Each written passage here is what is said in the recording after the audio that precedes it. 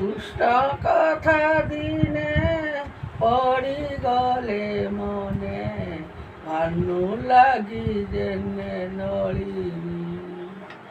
ସ୍ୱର୍ଗରୁ ସଲିଲ ପଡ଼େ ରସାତଲ ତେସନେ ଲୁଙ୍ଗ ପାଲୁଣି ଉଦ୍ଧବ କହିବଟି ଗୋପୀ ନାଥଙ୍କୁ ରୂପ କାନ୍ତି ଦେଖ ଦରିଦ୍ରାଣୀ ଭେକ କୃଷ୍ଣ ବିନୁ ତନୁ କ୍ଷୀଣଟି ରୂପରେ ମର୍ଜିନୁ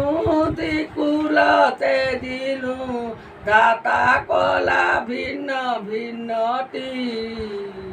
ଉଦ୍ଧବ କହିବଟି ଗୋପୀ ନାଥଙ୍କୁ ଦୁଗ୍ଧ ଗୁଡ଼ ନେଇ ନିମ୍ବ ମୂଳେ ଥଇ ଆଖୁ ଚାରି ପାଖେ ରୋପିବ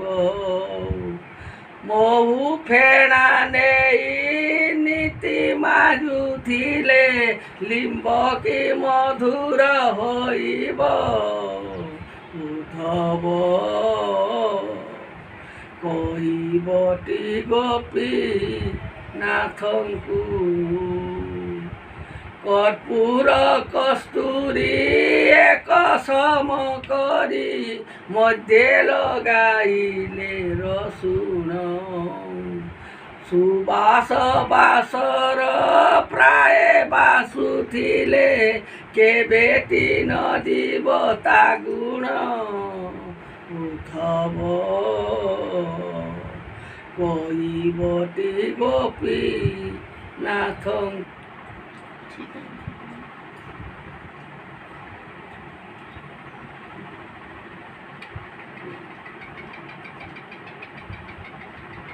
କିମ୍ପା ପଡ଼ିଗଲା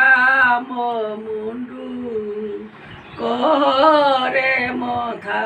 ମଣି ସୁବର୍ଣ୍ଣର ଚୁଡ଼ି କାହିଁକି ମଲିନ ଦିଶିଲାଣି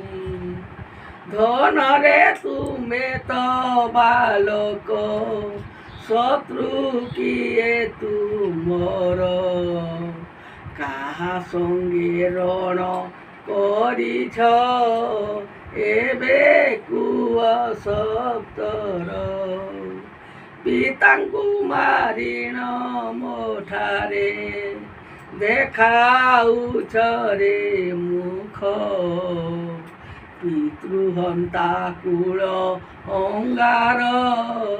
ମୋତେ ଦେଲ ରେ ଦୁଃଖ ହାନାଥ ବୋଲିରେ କାନ୍ଦି ପିଟନ୍ତି ମଥା ଲବକୁଶ ବୁଝାଉଛନ୍ତି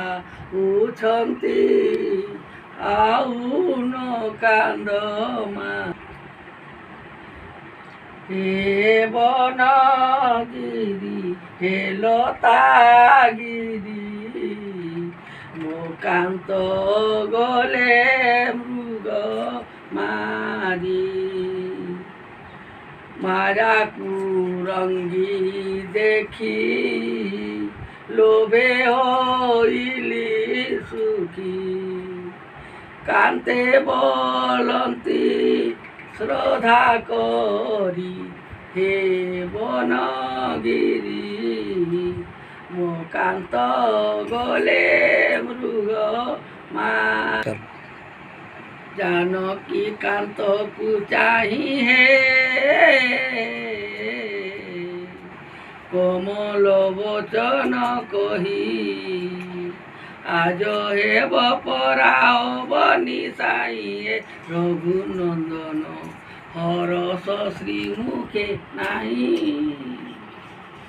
ରାଘବ ବୋଲନ୍ତି ଧୀରେ ଗୋ ସଖୀ ଜାଣୁ ନାହିଁ କିରେ ଭରତ ନୃପତି ହେବେ ରାଜ୍ୟରେ ଗୋ ରାମା ରତନ মুই দিবি বন ঘরে।